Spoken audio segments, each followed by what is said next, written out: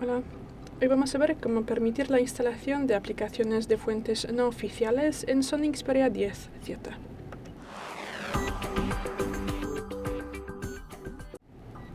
Para esto pasamos a los ajustes, y luego entramos en la pestaña Aplicaciones, bajamos y entramos en la última posición Acceso especial de aplicaciones.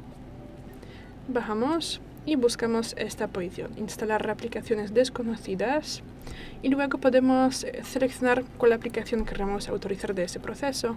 En mi caso será, por ejemplo, Gmail. Marcamos luego esta posición, autorizar descargas de esta fuente. Y si más luego queremos quitar ese permiso, regresamos aquí, desmarcamos esta posición y ya. Gracias por el vídeo, danos un like y suscríbenos. Hasta luego.